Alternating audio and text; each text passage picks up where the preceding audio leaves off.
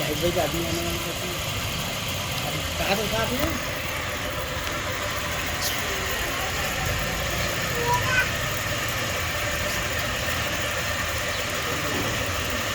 اللهم صل اللهم صل على محمد اللهم صل على اللهم صل على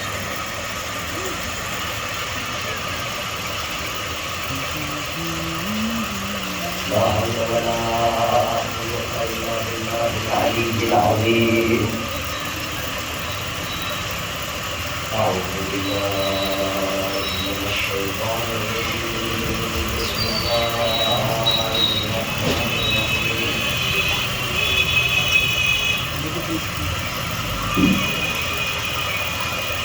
رب اشرح لي صدري ويسر لي أمري واحلل عقدة من لساني يفقهوا قولي الحمد لله أهل الحمد والدال عليه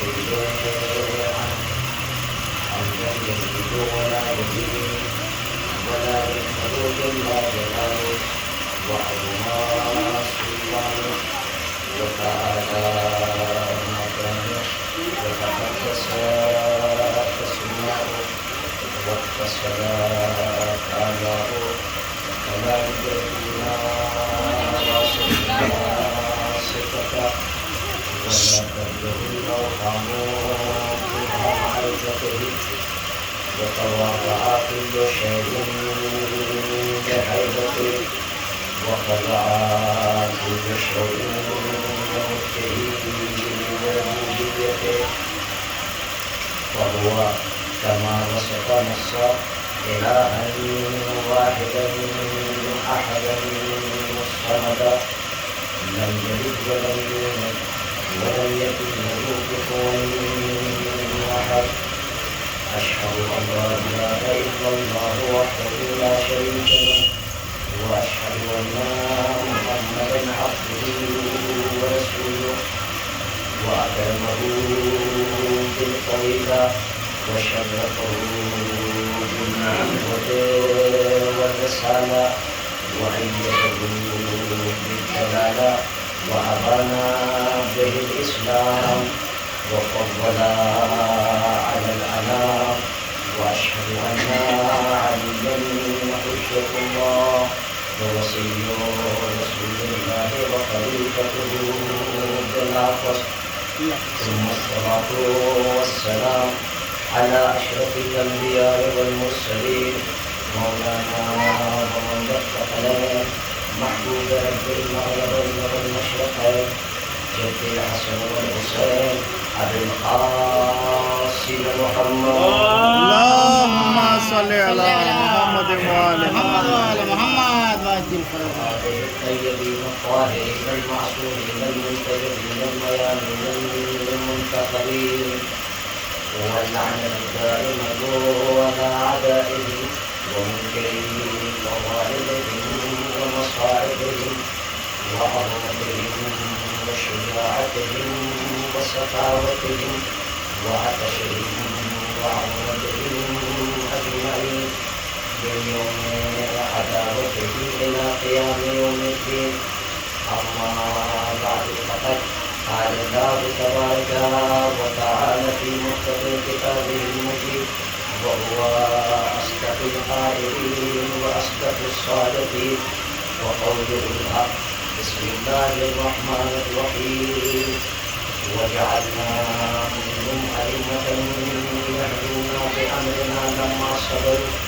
وكانوا بآياتنا يوقنون سواء اللهم صل على محمد وآل محمد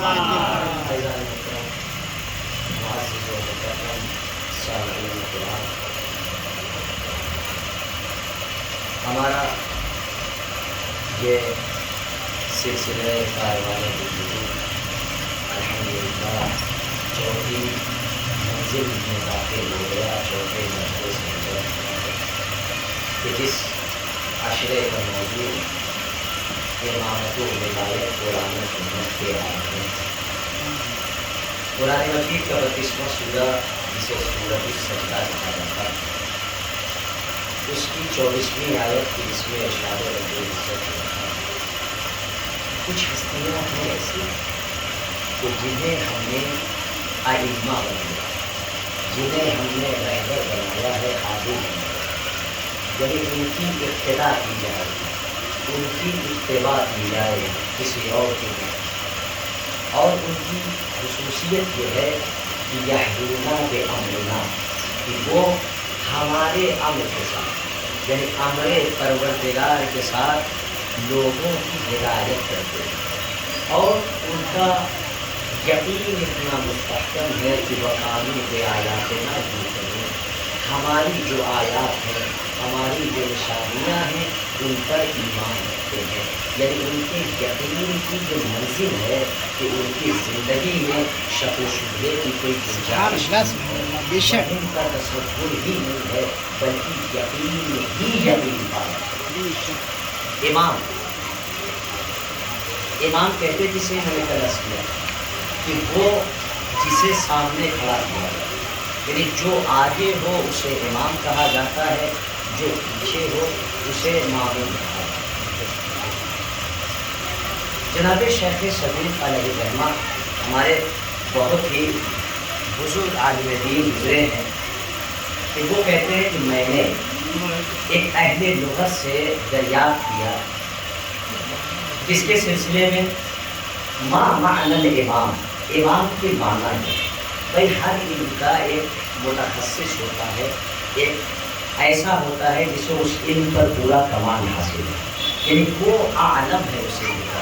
تو جو لغت زبان اس کا عالم تھا، اس سے عرض کیا شیخ صدوق نے کہ امام کے معنی کیا ہے تمہارے عربی لغت؟ تو اس نے کہا کہ امام الذی یؤم بہ، کہ جس کو آگے رکھا جائے، جس کی اقتداء کی جائے اسے امام کہا جاتا ہے، لغت عرب۔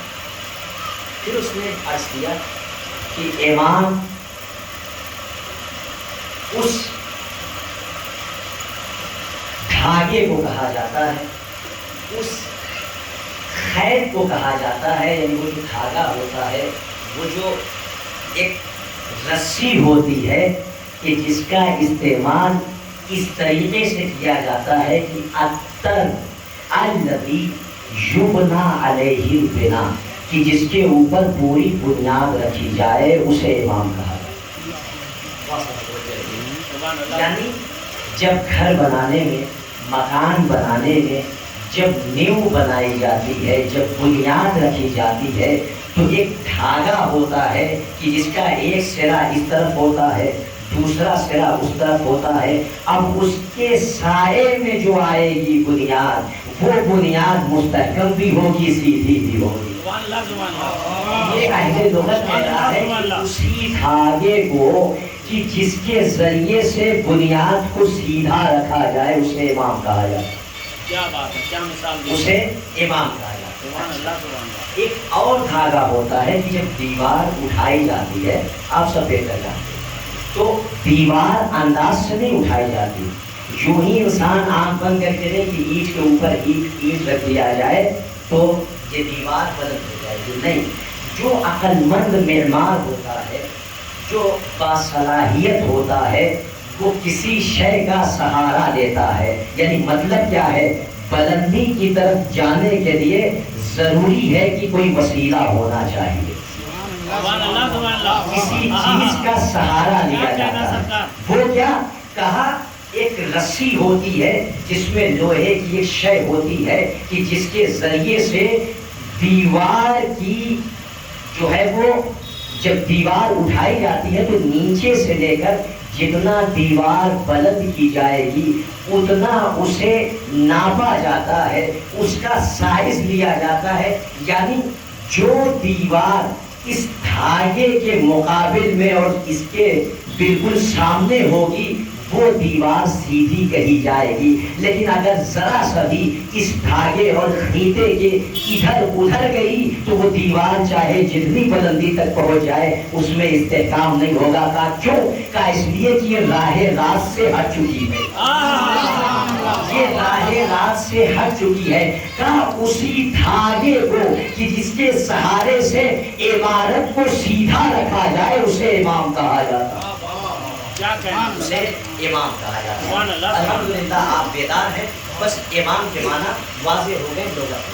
اچھا اب آئیے اصطلاح میں، خود اسلام میں اور شریعت میں امام کے معنی کیا ہے؟ کہ امام هو المنصب الذي بعد النبوة، کہ جو نبوت کے بعد جو منصب ہے کہ جس منصب کو رسول کسی کے حوالے کرے، یا اسی کو الامام خلافہ بھی کہا جاتا ہے، یعنی فی امور الدین والدنیا الریاست العامہ والالہیہ فی الدین والدنیا، دین و دنیا میں اللہ کی طرف سے امامت و خلافت کا نام یہ امام، یعنی جو اللہ کی طرف سے دین و دنیا میں رئیس ہو، جو اللہ کی طرف سے امت کی ہدایت کرے اسے امام کہتے ہیں۔ یہ وہ مقصد۔ اب آپ بیدار ہو گئے، مجھے تمہید گفتگو سے آگے یہ ہے امام کے معنی۔ اب اس کے بعد آئیے قرآن مجید سے پوچھتے ہیں اس بات پر اللہم صلی علی محمد۔ تو یہ امام کی منزل۔ اب آئیے اسی قرآن میں کیا قرآن نے کہا؟ یہ وہ کتاب لا رتب ولا یابس الا فی کتاب مبین، کوئی خشک و تر ایسا ہے ہی نہیں کہ جس کا علم قرآن مبین میں نہ ہو، یعنی تفسیر کی ضرورت نہیں تھی، جو کچھ بھی تم کہو گے یا خشک ہوگی یا تر ہوگی، بس اتنا سمجھ لو پوری کائنات کا علم ہم نے اس کتاب میں رکھ دیا۔ قرآن سے پوچھو تو، لیکن بتائے گا کون، سمجھے گا کون؟ یہ وہی سمجھے گا کہ قرآن جس کے قلب پر نازل ہوا ہو، یہ وہی بتائے گا کہ جس کی صبح و مساء قرآن کے سائے میں ہو۔ یا لفظوں کو اور سمیٹ دوں، قرآن میں کیا ہے کون بتائے گا؟ یہ وہی بتائے گا کہ جس کے گھر پر قرآن نازل ہوا ہو، وہ بتائے گا کون سی آیت سفر میں نازل ہوئی، کون سی آیت حضر میں نازل ہوئی، کون سی آیت کس کے لیے نازل ہوئی، کون سی آیت بس میں نازل ہوئی، کون سی آیت منبر میں نازل ہوئی، کون سی آیت میدان میں بڑھ کے حملہ کرنے والے کے لیے نظر آئی، کون سی آیت میدان سے فرار کرنے والے کے لیے نازل ہوئی۔ لہذا قرآن میں ہر خشک و تر کا علم۔ اب بہت اختصار کے ساتھ میں اپنے جملے کو سمیٹتا ہوں۔ ہر خشک و تر کا علم قرآن میں موجود ہے، یعنی کائنات کا جو بھی علم تصور کیا جائے وہ اس قرآن مبین میں موجود ہے۔ لا رتب ولا یابس الا فی کتاب مبین، یہ جو مبین واضح بانا یبین یعنی ظاہر جو روشن ہے، جو واضح ہے کتاب، اس میں ہر شے کا علم ہے۔ عزیزو جب علم قرآن کی بات آئی تو اللہ نے بس ایک جملے میں یہ کہہ دیا، بس اتنا سمجھ لو جتنا علم بھی تصور کیا جائے وہ سارا کا سارا علم اس کتاب مبین میں موجود ہے۔ وہیں پر سورہ یاسین آیت نمبر 12 آواز قدرت آئی، جب کتاب کے علم کی بات آئی تو آواز دی وَلَا رَتْبٍ وَلَا يَابِسٍ إِلَّا فِي كِتَابٍ مُبِينٍ، ہر شے کا ذکر، ہر شے کا علم کتاب مبین میں موجود ہے۔ لیکن سورہ یاسین آیت نمبر 12 آواز قدرت آئی وَكُلَّ شَيْءٍ أَحْصَيْنَاهُ فِي إِمَامٍ مُبِينٍ، ہر شے کا علم امام مبین کے قلب میں سمیٹ دیا گیا ہے۔ جو کچھ قرآن مبین میں ہے وہی علم امام مبین میں بھی ہے۔ امام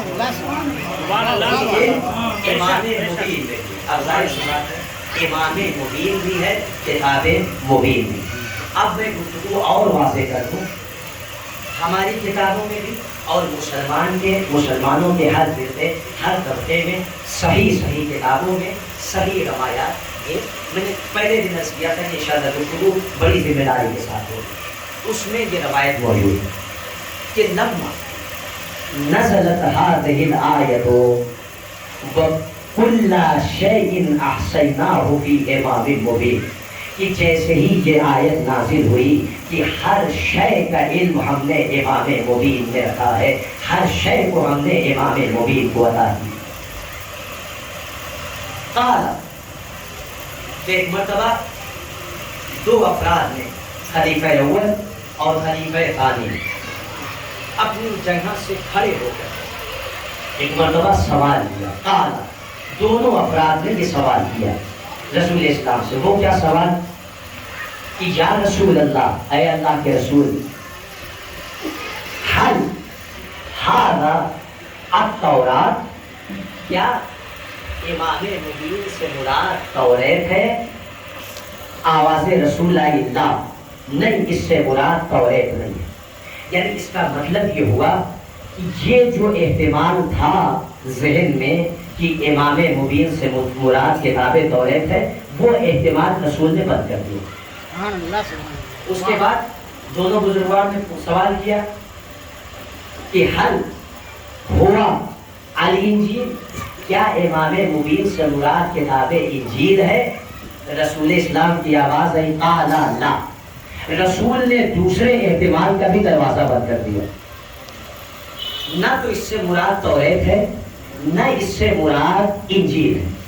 پھر دونوں افراد نے سوال کیا، حل ہوا الفرقان، کیا اس سے مراد کتاب مبین ہے، قرآن مجید ہے؟ قال رسول اللہ صلی اللہ علیہ وآلہ وسلم لا، نہیں، اس سے مراد احتمال قرآن بھی نہیں ہے۔ یعنی تین احتمالات ہو سکتے تھے، رسول نے احتمال توریت پر بھی پابندی لگا دی، احتمال انجیل پر بھی پابندی لگائی، احتمال قرآن پر بھی پابندی لگائی۔ کیا مطلب؟ یعنی امام مبین سے تمہارا ذہن نہ توریت کی طرف جانا چاہیے، نہ انجیل کی طرف جانا چاہیے، نہ قرآن کی طرف جانا چاہیے۔ میں ایک مرتبہ سوال کیا، اللہ کے رسول، نہ توریت مراد ہے، نہ انجیل مراد ہے، نہ قرآن مجید مراد ہے، تو پھر اس سے مراد ہے کیا؟ کہ اسی اثنا میں ایک مرتبہ کچھ کالی گھٹاؤں کے درمیان سے آفتاب امامت طلوع ہوا، آفتاب امامت طلوع ہوا۔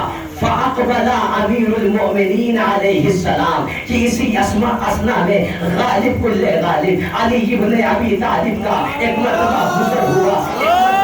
امیر المؤمنین رسول اسلام کے سامنے آئے، ایک مرتبہ زبان عصمت پر یہ جملہ آیا، رسول نے مسکرا کر فرمایا، ہوا ھذا امام مبین، یہی علی ابن ابی طالب ہے، الذی احصاہ اللہ فیہ علم کل شیء، کہ جس کے اندر اللہ نے توریت کو بھی رکھا ہے، زبور کو بھی رکھا ہے، انجیل کو بھی رکھا ہے۔ یعنی کتاب کا پورا علم اس امام مبین کے اندر اللہ نے سمیٹ دیا ہے۔ اب اگر کتاب قرآن میں تمام علم چاہیے تو جو عالم علم کتاب ہو اس کے در پہ آنا، وہ بتائے گا کہ کس چیز کا علم قرآن مبین میں۔ آواز بلند صلوات،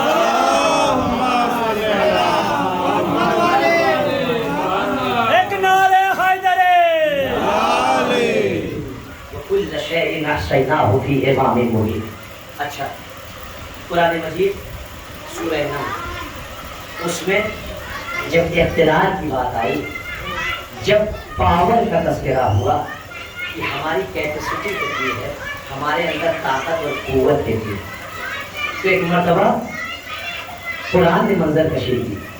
جناب سلیمان ابن داؤد، بچہ جانتا ہے کہ کیسی حکومت اور سلطنت ان کے پاس، وہ اپنے درباریوں سے کہنے لگے، قرآن نے حکایت کی، قال، نبی اللہ نے ارشاد فرمایا، قال ایھا الملأ، اے میرے درباریوں، اے میرے صحابیوں، ایھا الملأ ایکم یاتینی بعرشها قبل ان یاتینی مسلم، کہ تم میں سے کون ہے کہ جو تخت بلقیس کو میرے دربار میں حاضر کرے قبل اس کے کہ بلقیس کا قافلہ یہاں پہنچے۔ سبحان اللہ سبحان اللہ، کیا کہنا۔ تخت بلقیس ملک سبا میں اور جناب سلیمان بیت المقدس فلسطین، کتنا طویل فاصلہ ہے۔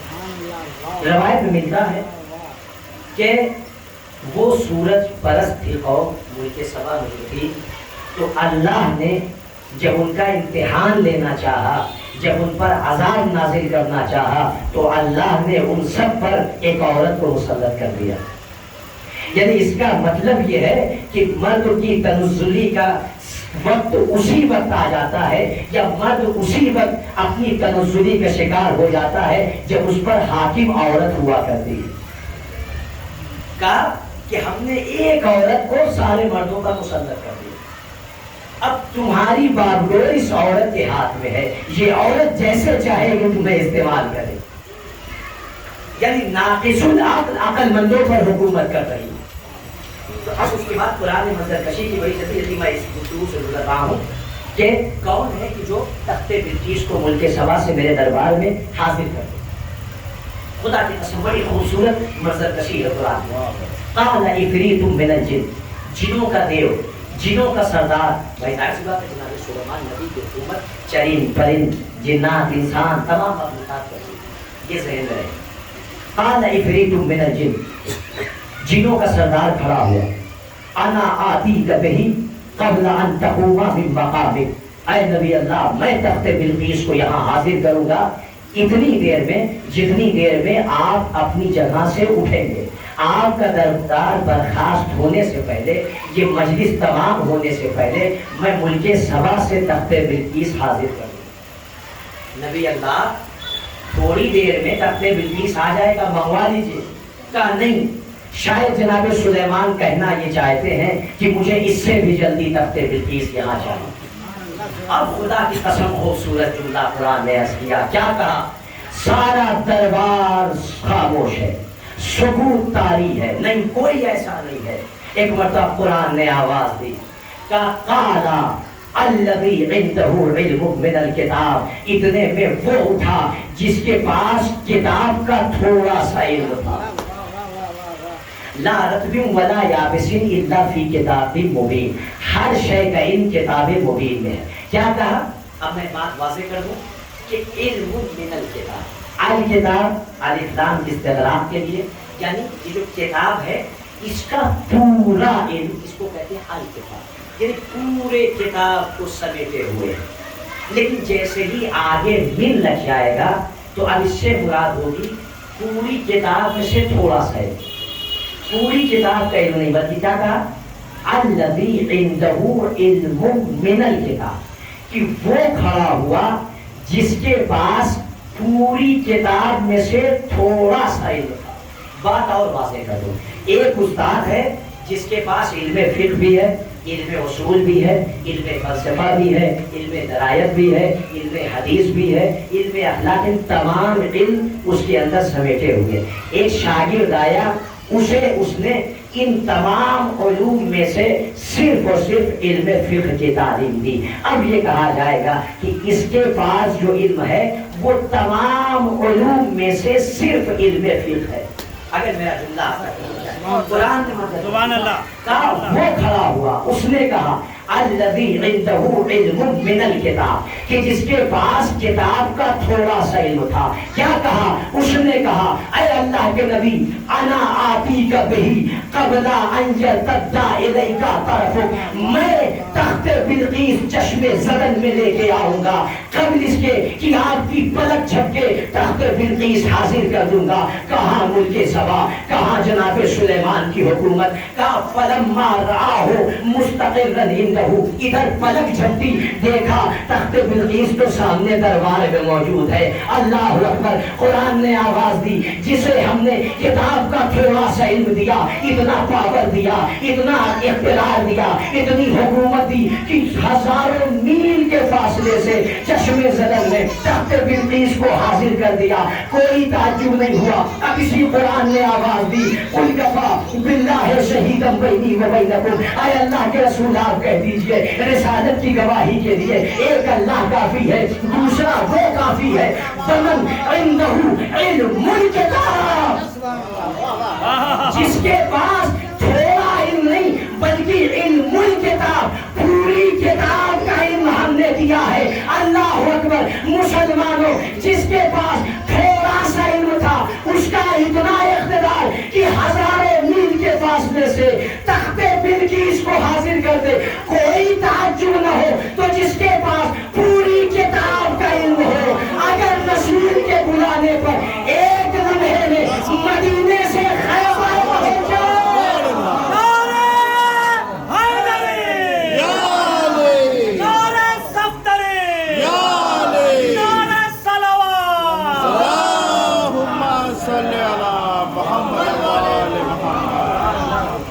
اگر چشمے زدن میں تخت بلقیس حاضر کیا جا سکتا ہے تو پلک جھپکتے اگر کوئی مدینے سے خیبر پہنچ جائے جس کے پاس علم الکتاب ہے.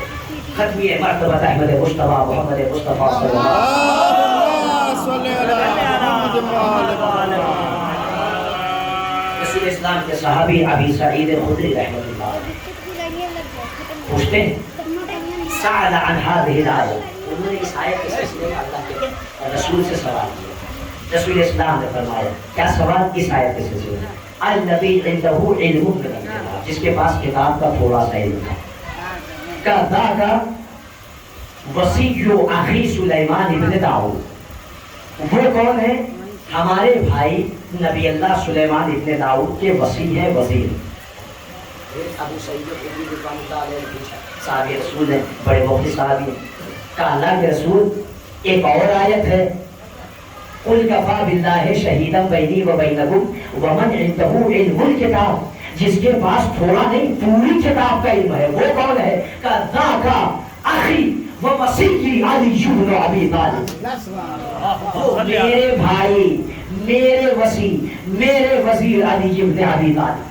اب میں بڑی آسانی سے جملہ کہوں گا، آپ کو اسے سننا. سبحان اللہ. میرے بھائی میرے وسیع علی ابن ابی طالب ہے جن کے پاس الکتاب پوری کتاب کا اللہ نے دے دیا. اچھا اب جو جملے ہیں اس پر غور کیجیے. فرق کیا ہے؟ میں نے فرق ایک بتایا کہ الکتاب یعنی مکمل کتاب. جہاں من لگ گیا اس کا مطلب اس میں سے تھوڑا سا ہے. بات واضح ہے؟ میرے جواب میں پیغام پہنچ جائے. پوچھا گیا، سوال کیا گیا کس سے؟ ہمارے اور آپ کے چھٹے امام حضرت امام جعفر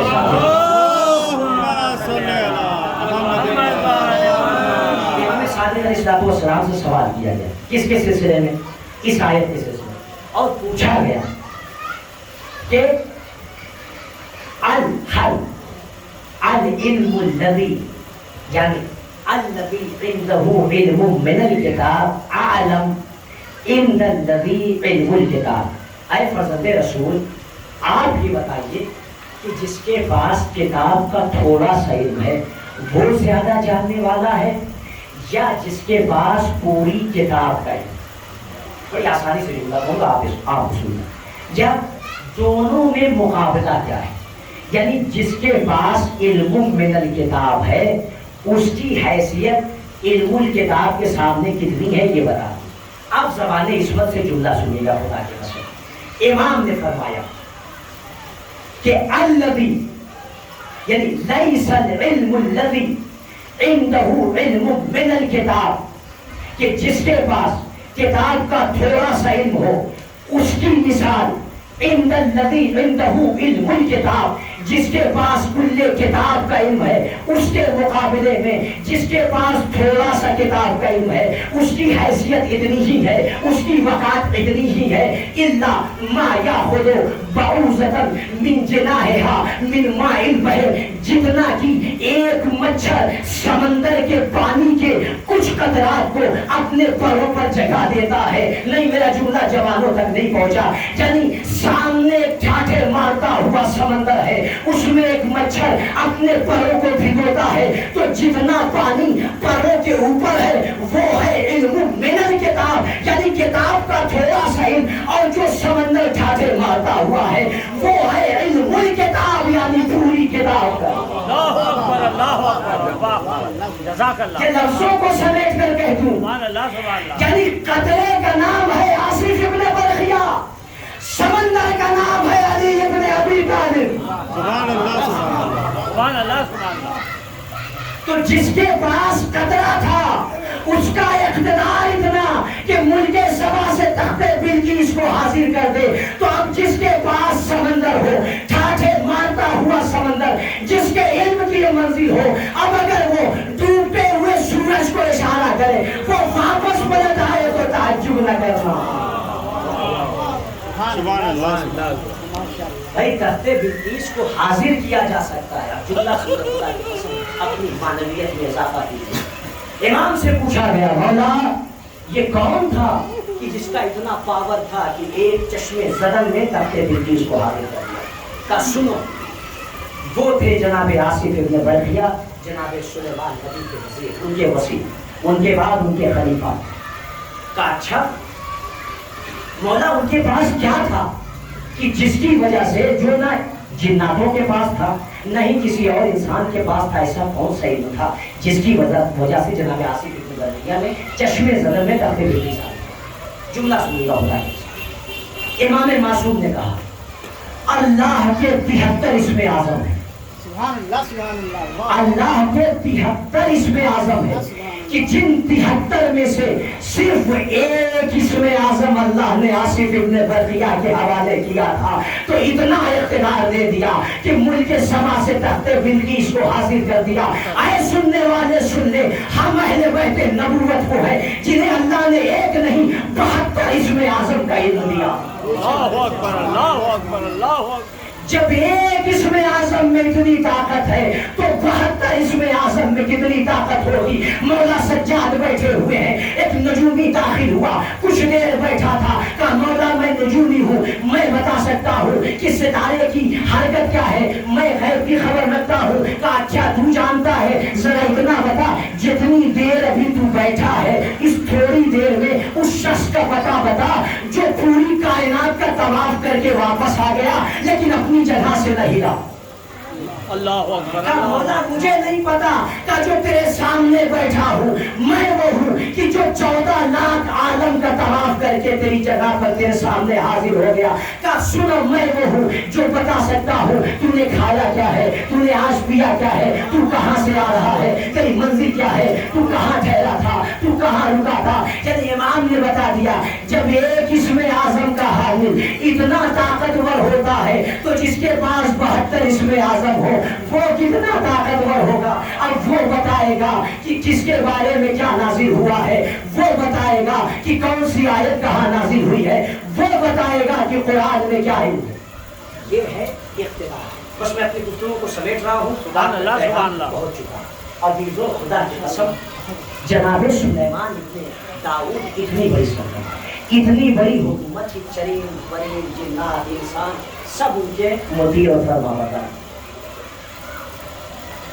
اے اللہ کے نبی اتنی طاقت اتنا پاور اتنی بڑی حکومت کیا ضرورت تھی آپ کو مجمع عام میں درباریوں سے کہنے کی کہ کون ہے کہ جو تخت بلقیس کو حاصل کرے.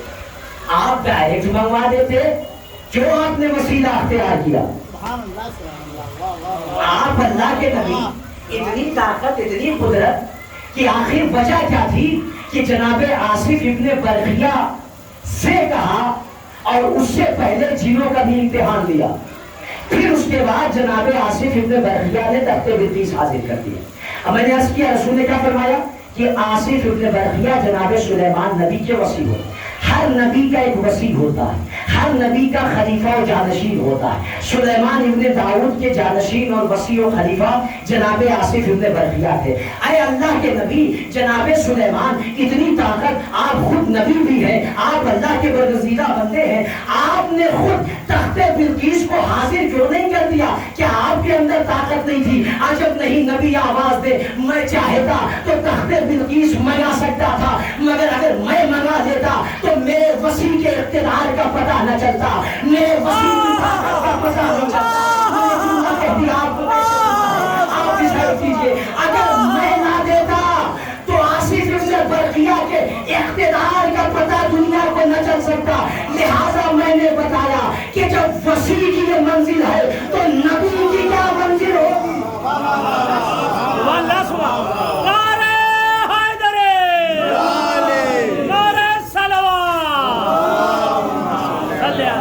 یعنی بتانا یہ تھا کہ وسیع کی منزل کیا ہوتی ہے. بس اتنا سمجھ لو رسول چاہے تھے تو خیبر فتح کر سکتے تھے خندق فتح کر سکتے تھے. رسول اگر چاہے تھے تو کفار و مشرکین کا خاتمہ کر سکتے تھے. یا اور لفظ بدل دوں رسول اگر چاہے تھے تو سورج کو پلٹا سکتے تھے مگر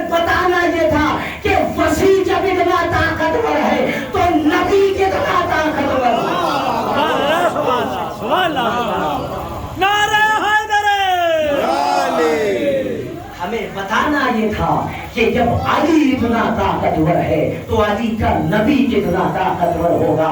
اللہ اکبر. اب جو ہم پر اعتراض ہوتا ہے کہ شیعہ ہر وقت علی کے فضائل، ہر وقت علی کے علم کا تذکرہ، ان کی منقبتوں کا تذکرہ، وجہ کیا ہے؟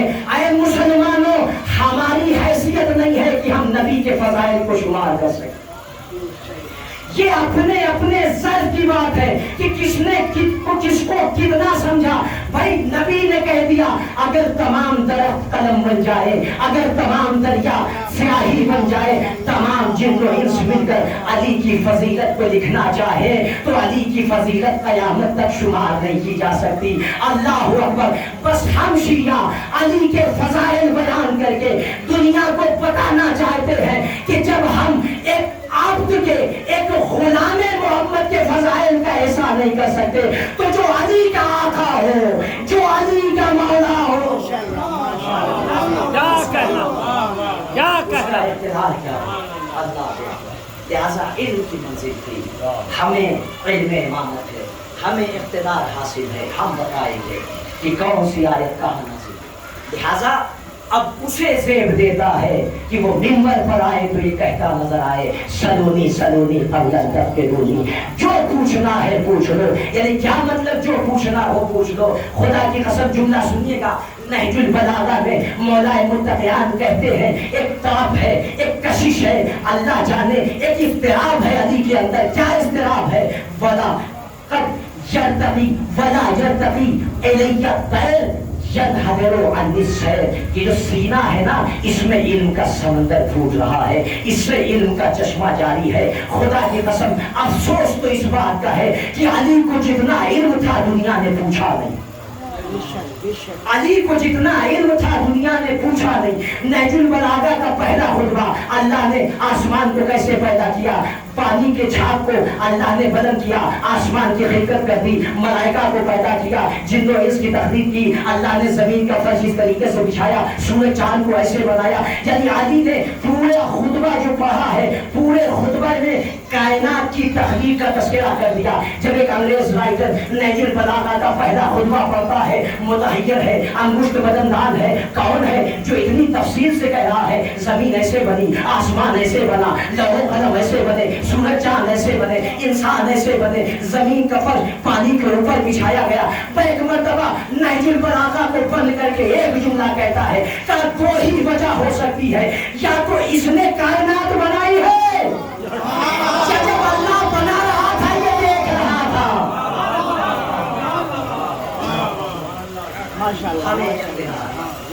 اللہ آفتاب امامت کی منزل ہے، ماہتاب امامت کی منزل ہے. یہ کیا خدا کی قسم، یہ تو بہت دور کی بات. یہ تو امام ہے. اگر کوئی شم امامت سے واقف ہو جائے، وابستہ ہو جائے، یا یہ کہا جائے کچھ نور شم امامت سے اگر وہ کسب کر لیتا ہے تو امام معصوم اس حبیب ابن مظاہر کے لیے کرتے ہیں السلام علیکہ ایھا القمر الظاہر. اے روشن چاند تم پر میرا سلام ہو. یعنی جنہوں نے آفتاب امامت سے کچھ زیا لی وہ اتنے روشن ہو گئے کہ افق شہادت پر آج بھی حبیب جوان نظر آتے ہیں. آج بھی حبیب جوان نظر آتے ہیں. اللہ اکبر. اگر عزم جوان ہو تو انسان بوڑھا نہیں ہوا. حبیب سے کوئی پوچھے. اللہ عزادارو ذرا تصور کیجیے خدا کی قسم. امام معصوم کہتے ہیں کہ جب محرم کا مہینہ داخل ہوتا تھا تو کفار و مشرکین جنگ روک دیا کرتے. احترام محرم جنگ نہیں کیا کرتے تھے. جو جنگ سال بھر چلتی تھی وہ محرم میں روک دی جاتی تھی. لیکن امام طرف یہ جملہ کہتے ہیں اے فرزند شبیب، اے پسر شبیب، لیکن اسی محرم میں ہمارے جد مظلوم کو شہید کر دیا گیا. وقتل معه من اہل بیتہ 18 رجلا. صرف حسین غریب کو نہیں، ان کے اہل بیت میں سے 18 ایسے جوان کو مارا گیا ما لہم فی الارض شبیہون کہ جن کی شبیہ زمین و آسمان میں موجود نہیں تھی. لقد بقت السماوات والارض. ارے پتا ہے تمہیں یہ وہ تھے جن کے اوپر آسمان رویا ہے, جن کے اوپر زمین نے گریہ کیا ہے. کتنی طرف ہے امام کو کہ میرے جد پر رویا جائے. خدا کی قسم امام کا جملہ سنو گے میرے جوانوں. امام کہتے ہیں یبن الشبیب, اے پسر شبیب, ان کنتا باقیا لشیء فابق للحسین ابن علی. اگر تمہیں کسی بات پر رونا آ جائے نا تو میرے جد مظلوم حسین کو یاد کر کے رو لینا. کتنی طرف ہے, کتنی حسرت ہے میرے جوانوں. امام چاہتے ہیں میرے جد پر آنسو بہایا جائے. مولا وجہ کیا ہے؟ فَإِنَّهُ ذُبِحَ كَمَا يُذْبَحُ الْكَبْشُ. اس لیے کہ حسین کو ویسے ذبح کیا گیا جیسے دنیا میں گوسفند کو ذبح کیا جاتا ہے, جیسے دنیا میں جانور کو ذبح کیا جاتا ہے. میں نے جملہ کہہ دیا, آپ نے سن لیا. کبھی دیکھا ہے کیسے ذبح کیا جاتا ہے؟ ہزاروں گوسفند ذبح ہوتے ہیں, کوئی حزن و ملال نہیں ہوتا, کوئی رنج و ملال نہیں ہوتا, کوئی افسوس نہیں کرتا. پسے گردن سے ذبح کیا جاتا ہے. اے عزادارو, تماشائی دیکھتے ہیں مگر کوئی افسوس نہیں ہوتا. یعنی امام بتانا چاہتے ہیں اے فرزند شبیب, میرا جد قتل کیا جا رہا تھا, زمین رو رہی تھی, آسمان رو رہا تھا, مگر مسلمان خوشیاں منا رہے تھے. زہرا تڑپ رہی تھی, یہ امت ہنس رہی تھی.